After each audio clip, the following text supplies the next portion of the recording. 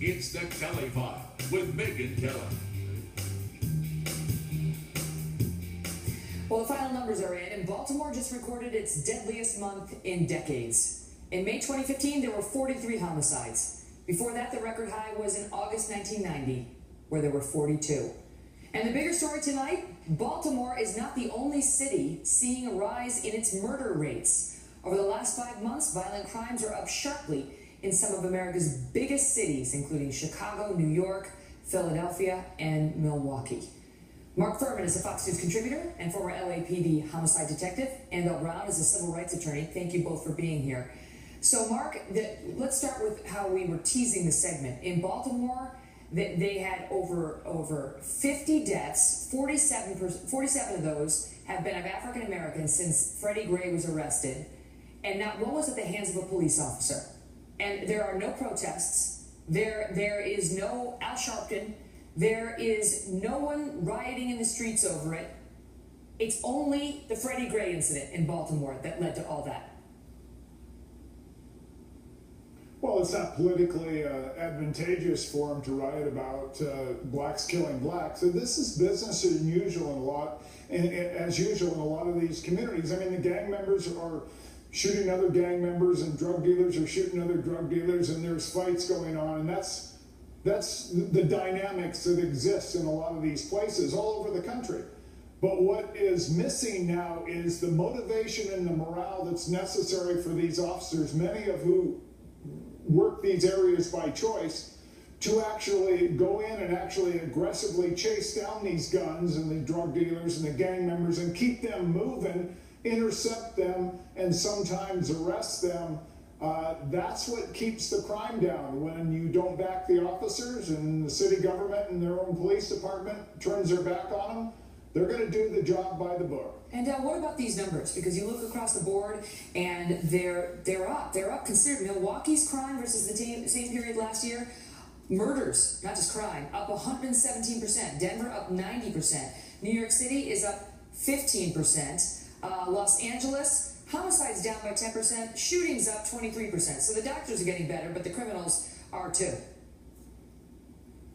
Megyn, it is the government's job to keep the people honest, to make sure they're abiding by the law and doing the right thing. It is also the people's job to keep their government honest, whether it's the president or a congressperson or the police officer that's working on their street.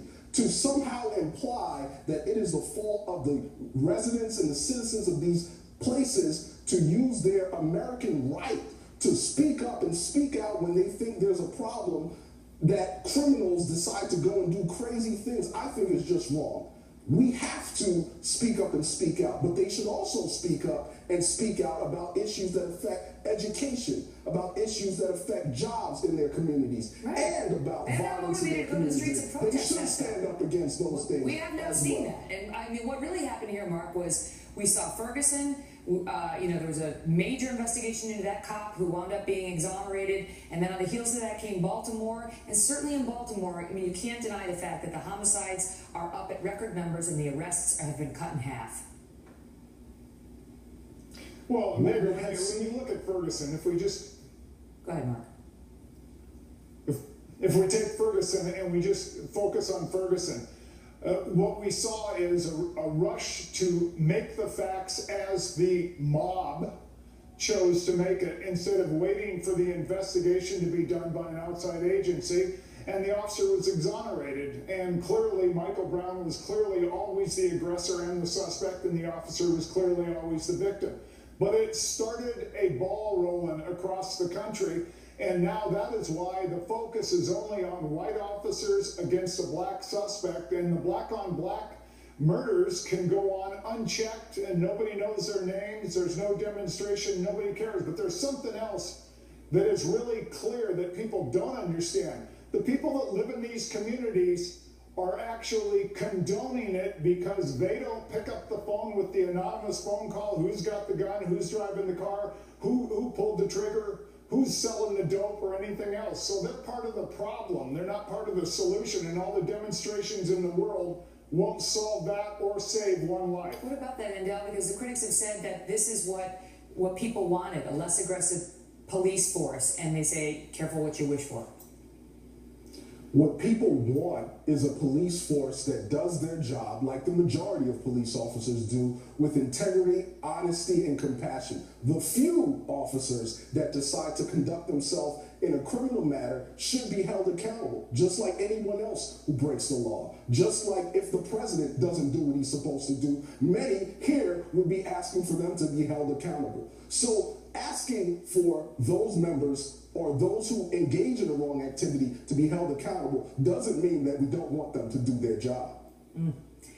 This is not the last we've heard of this. Quickly, Megan, Mark, quickly, I gotta go. Megan, I can't disagree, but the problem is this: the officers aren't wrong by aggressively getting out and actually shaking people down and getting guns off the street, but they are afraid that if they do that, they'll not only have a mob, but their own department will throw them to the wolves. We've heard that directly from the police commissioner. Guys, thank you both.